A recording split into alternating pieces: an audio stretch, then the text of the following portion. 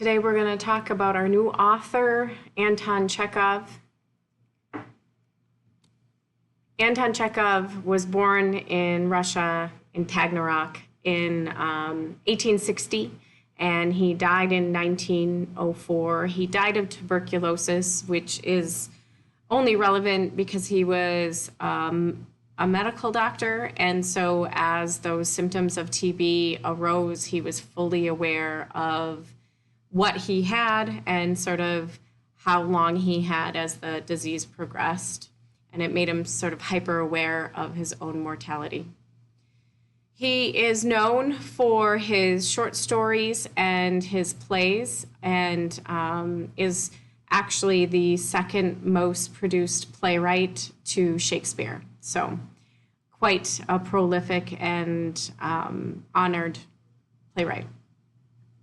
In his younger years, and really throughout his adult life, he cared for his family financially and actually would often help friends as well financially. But as a sort of teenager, he cared for his family financially by writing sketch comedies for local sort of newspapers or magazines or whatever you would call them. And he would send that money home to his family because of the debts his father had accrued and to help them avoid debtor's prison. And then he went on to medical school and continued to write his sketch comedies under the pseudonym A. Chikante, and none of his classmates had any idea it was him. And they were like super, super popular, but they had no idea he was one and the same. He was raised in a strict Catholic family, which really only has relevance because of the sort of pervasive element of Catholicism that you're going to find in his works as sort of part of the Russian culture. Although he, like many of his contemporaries, tended toward agnosticism, there was sort of this philosophical movement toward nihilism and agnosticism and existentialism at the time. And you'll see those sort of philosophies sort of bubble up in his works, although not overtly. As a person, he was known to be quite comical, quite kind of lighthearted and funny. He was kind of a free spirit. He had many girlfriends and only married later sort of in life. Once he knew he had TB, he kind of married then. Was not one to celebrate the sanctity of marriage, if you will. But he married an actress, Olga Knipper, who was a famous actress at the time known for playing parts in his plays. He was a philanthropist, which is a person who gives money to charity and people in need. He was also an environmentalist, and those elements, the philanthropy and environmentalism, really don't have overt moments in his writing, but they sort of, again, bubble up. They kind of surface every now and again. And most importantly in his writing was his realism throughout. He was highly regarded as a realist. Also highly regarded as the father of the modern short story. So if you remember back to your isms last year, you have Romanticism, and then following Romanticism, we move into realism, and then following that, we move into modernism.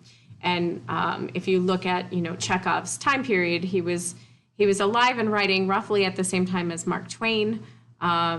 Both writers have quite similar tendencies, although Chekhov really pushed into this modern era quite prolifically.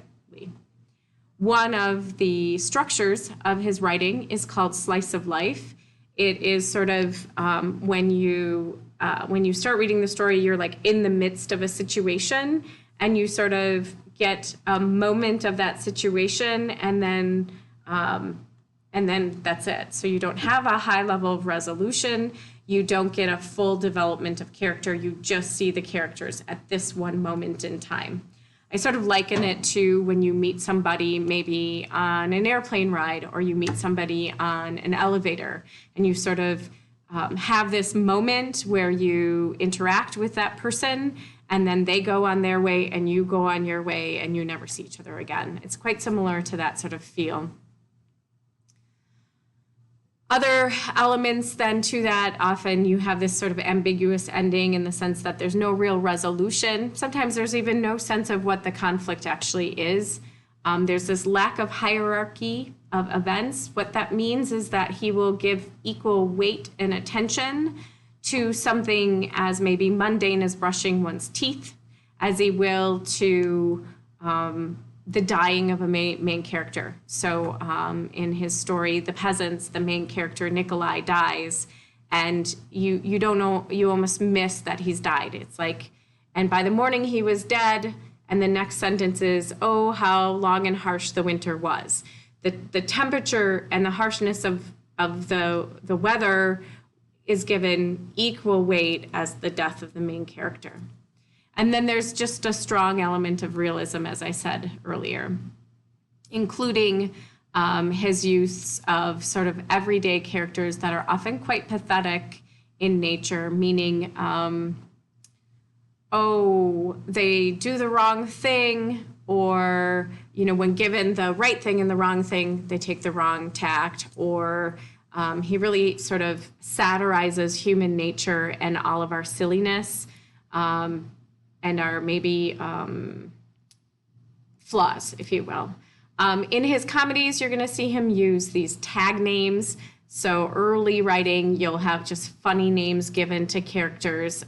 If it sounds like it's supposed to be funny, it's supposed to be funny. Like our character who is a womanizer's name is Gropin, as in he's groping, those things. His narrative voice is often objective. He doesn't tell you what to think about the characters. He just sort of gives them to you, and then you have to deduce from their flaws and what you should have done or they should have done, that sort of thing. There is an element of romanticism to his kind of sparse and realistic writing. So maybe pay attention when he starts to seem poetic. Pay attention to that shift in tone. He'll use it maybe when a character has an epiphany or there's a turning point, that sort of thing. That's when you're going to see this sort of poetic lyricism.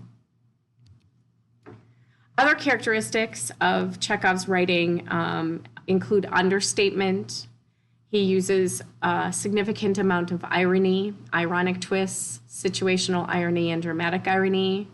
Contrast will form a strong component of his writing. Pay close attention to his use of dialogue and dialect, right? Eventually he becomes a playwright. So in these early sketches, you're going to see that strong penchant for dialogue. He'll start out with a situation, and then he'll have almost the entire story in dialogue, and then he'll give you a sort of conclusion, and then that's it. Sparse, what that means is that you're going to find that a lot of his short stories are uber short. They're like 1 page long. So there's not a lot of words filling that page to get to his point. Not a lot of description, character development, none of that. One of the most important aspects of his writing is this thing called reality as a functional construct or as a tool. So what Chekhov will do is he will use a character's reality or even your reality sort of as part of the tension in the story. Let me give you an example. Think about the difference between the reality of a teacher and what a teacher sees and the reality of a student and what a student sees. And he's going to use our different perspectives, our different realities as the tension in the story, right? I want the assignment done. I want it done on time. You don't want to do the assignment by nature, right? It's a human nature thing. And how do we sort of come to a conclusion between you not wanting to do it, me wanting you to do it, or something like that? Or think of like parent and child, right? You want to go out, your parent wants you to stay home and stay safe. How does that form a set of kind of comedic moments?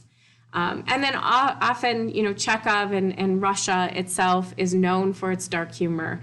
So sort of making light of these tragedies. And it's not that it is insensitive to the tragedies. It's almost like Chekhov would argue that it's his empathy that allows him to make light of these tragedies, if you will. So there's a lot of focus on poverty and misery, but sort of twisting it into these sort of comedic moments to sort of give you that understanding of the poverty and misery that existed, but also make it sort of a fun story.